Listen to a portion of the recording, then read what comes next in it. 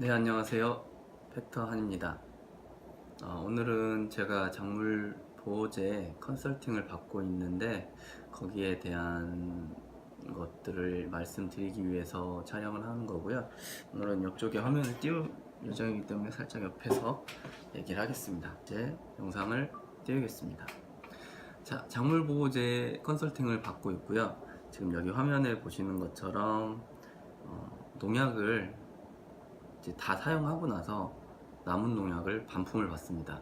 이게 하나의 장점이라고 제가 현장에서 촬영할 때 말씀드렸고요.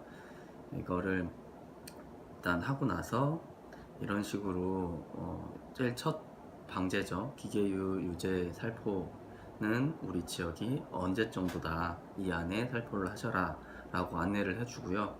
또 신청도 이런 식으로 신청을 받습니다. 제가 뭐 1년마다 계속 신청을 받는 거라서 뭐 강제성 없고요. 뭐 해가 끝나면 이게 좀 부담스럽다, 뭐 그만하고 싶다 하면 그만할 수 있는 문제고요. 그래서 4월쯤에는 이런 식으로 4월부터 농약 살포를 주로 시작하고요. 그 전에 살포들 기계유 유제나 이런 것들은 농가에서 알아서 하는 거고요. 자, 이런 식으로 꽃눈 사진도 확인을 하고요. 이렇게 방제가 시작됩니다.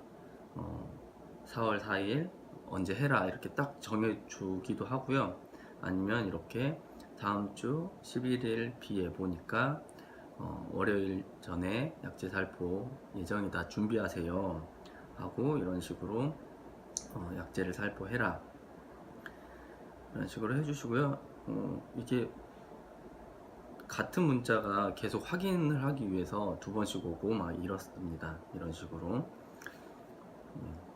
날씨가 갑자기 비가 온다고 하다가 취소가 됐을 경우 이렇게 약재 살포 취소합니다 이런 식으로도 안내를 해주시고요. 이런 식으로 전국적으로 비 예보니까 비 오기 전에 약재 살포가 있어야 하기 때문에 24일 약재 살포를 하고요. 자, 그리고 여기 있습니다. 제가 일부러 작년 거 자료로 안 하고요. 올해 자료, 재작년 자료로 하고 있는데 상반기 수급은 항상 일정한 금액입니다. 항상 저희는 이 정도 금액을 내고 있었고요. 그리고 어떤 병이 있을 거다, 뭐 관리를 요망한다 이런 문자도 이런 식으로 이렇게 컨설팅을 쭉 해주십니다. 해주시고 지난번에 보여드린 것처럼 이렇게 커뮤니케이션이 돼요, 이분하고. 그래서 이게 저희는 4개씩 봤는데 뭐 10개씩이라고 써있지, 네, 정리해서 보여드리면 이렇게 확인을 해주시고요.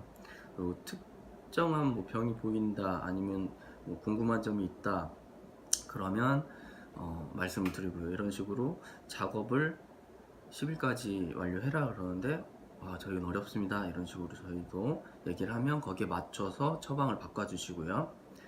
그래서 봉지 씌운 곳에는 그러면 이거를 혼용 살펴하세요 이런 식으로 오고요.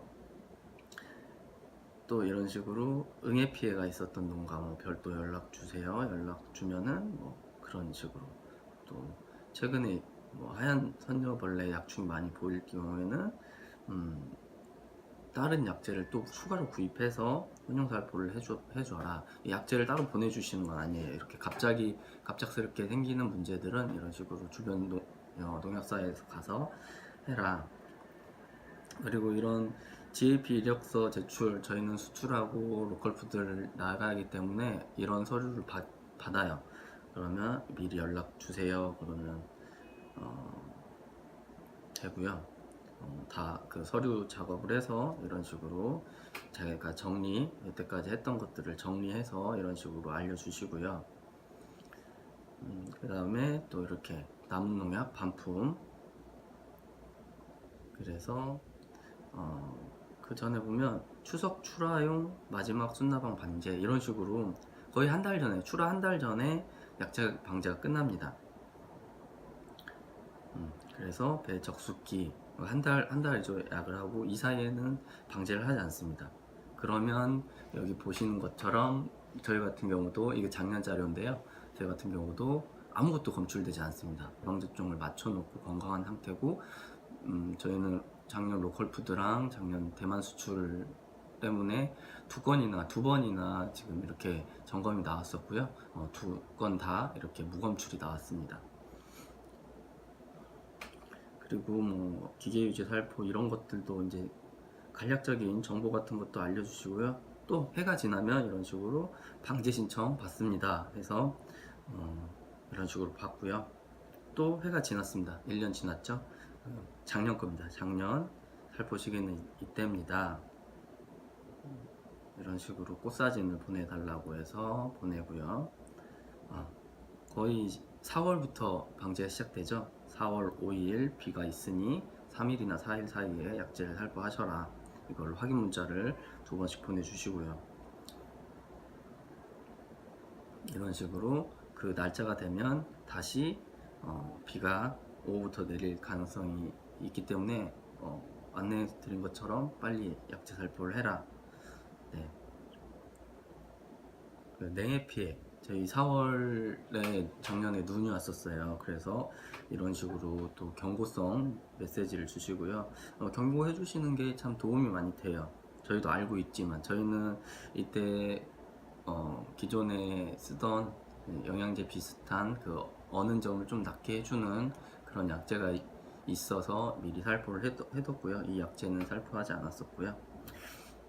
그런 식으로 이런 식으로 비 오기 전에 비가 내리면 이 포자들이 이 균들이 퍼지는 시점입니다. 빗방울 떨어지는 압력에 의해서 포자들이 압착을 하죠. 뿌리를 내린다고 하죠. 그러니까 그거 전에 이제 약재 살포를 해주는 거죠. 그래서 이런 식으로 1년 동안 또 상반기 수금은 항상 일정했습니다. 저희 같은 경우는 이렇게 인사 한 말도 서로 주고받고 있고요. 이런 식으로 세 번을 한 게 아니고요. 계속 문자가 옵니다. 언제 하세요? 언제 하세요? 언제 하세요? 제가 약재 살포를 1700평 170주 4통 분량을 받았었는데요. 그 3통 가지고도 방제가 가능하거든요. 솔직히 이제 조금 약을 살포를 하다 보면. 그래서 약 살포된 사진을 찍어서 이 정도로 충분히 약재가 간다. 근데 3통으로 줄이면 안 되냐. 약을 아끼기 위해서, 돈을 좀 아끼기 위해서 여쭤봤는데 이런 식으로 양량을 줄이는 건 문제가 있을 수 있다. 그래서 농약 등록 시험할 때는 500리터 한 차로 250평 정도 한다.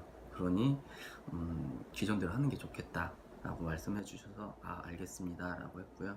이렇게 반품 목록이 이런 식으로 남았다. 보내드리겠다. 네, 이렇게 또 이거 받았다 확인해 주시고요. 입금을 저희는 거의 바로 해드려요. 받는 것이 장단점이 분명히 있습니다. 컨설팅 받는 게 정가로 약을 구매하는 거라서 거래하시는 농약사하고의 차이가 클 수도 있어요. 크게 보면 한 500만원 1년에 약재를 쓴다. 어떤 농약사과 하나 잡고 거래를 하면 최소 5, 60만원 현금은 아니더라도 영양제를 준다든지 이런 것도 있고요. DC를 한 10% 정도 DC를 살 때마다 해주실 수도 있고요. 경고를 주는 게 제일 저는 그 정보에 대한 가치를 저는 지불한다고 생각을 해요. 네. 이분이 항상 보면은 밤낮 없이 일기예보를 보고 기상 자료를 보고 세계 영상 이런 것들을 항상 체크를 하세요. 그 방제 시기에는. 그래서 미리미리 알려주고 거기에 대한 처방을 저희도 약은 다 구비할 수 있는데 어떻게 겹치지 않게 계획을 세우느냐, 이 계획을 이제 잘 세워주시는 거고요. 저도 한 3년, 4년 돼가지고 이제 충분히 패턴을 알고 하기 때문에 그만해도 돼요. 그만해도 되는데 아버지도 이제 또 배울 만큼 배웠으니까 그만해도 되지 않겠냐 작년에 말씀하셨어요. 근데 저는 아닙니다. 이건 정보를 사는 거기 때문에 정보는 이미 저는 축적은 돼 있긴 해요. 빅데이터 축적은 돼 있긴 한데 이 농사를 하다 보면 신경 쓸 게 한두 가지가 아닌데 이거 하나를 덜어주시는 거예요, 이분. 그 사이에 저는 다른 거에 투자를 할 수가 있겠죠. 작년까지 같은 경우에는 공부에 투자를 했었고요. 올해 같은 경우는 이렇게 유튜브에 투자를 할 시간을 벌기 위해서 컨설팅 받는 거, 한 50만 원 아끼는 것보다 더 큰 정보의 가치를 알고 있기 때문에 거기에 대한 투자를 한다고 생각하고 올해도 진행하고 있고요. 이분도 지난번에 강의 오셔서 3년 이상 되신 농가는 그만하십시오 이런 식으로 말씀을 하셨는데, 모르겠어요. 저는 다른 계획 세우고 일기예보 체크하고 이런 시간에 다른 걸 많이 해요. 그리고 일기예보를 이런 식으로 경고를 주면 저 확인 안 하는 건 아니에요.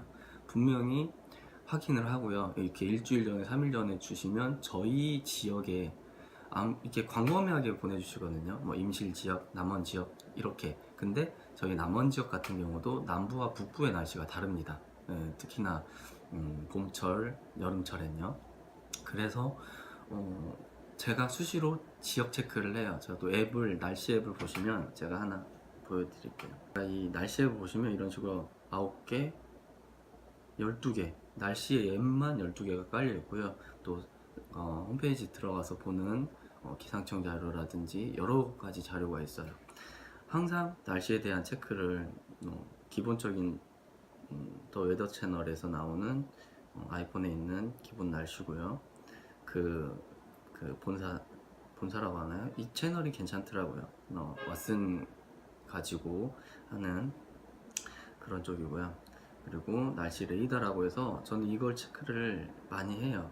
왜 그러냐면 하루 반나절 정도의 일기예보를 보여주긴 하는데, 여기서 비구름을 거의 정확하게 알려주세요. 이렇게 파란색 있는 부분이 비구름인데, 지금 플레이를 하면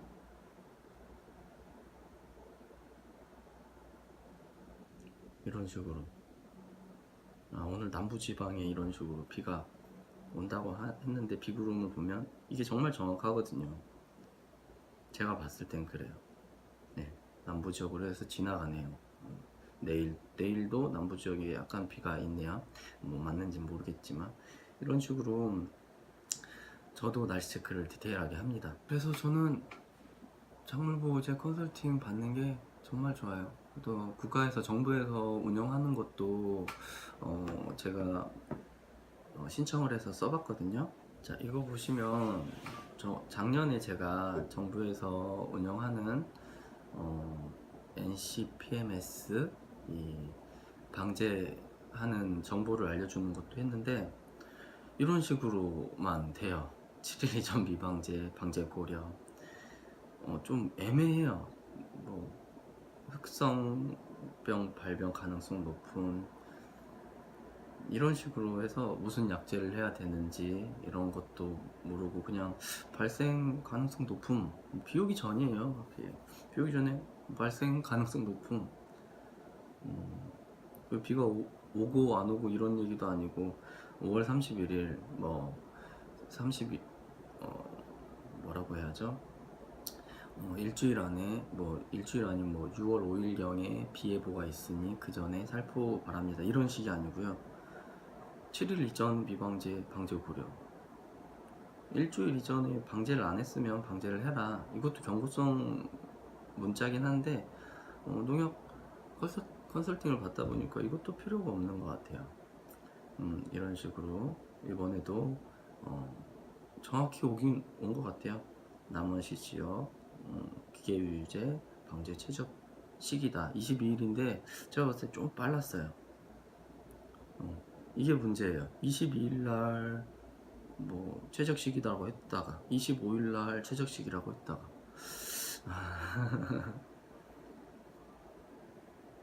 하여튼 그렇습니다. 장점 단점 하실 거 없이 자기가 판단해서 모든 거는 영농 계획에 맞춰서 하는 게 좋고요.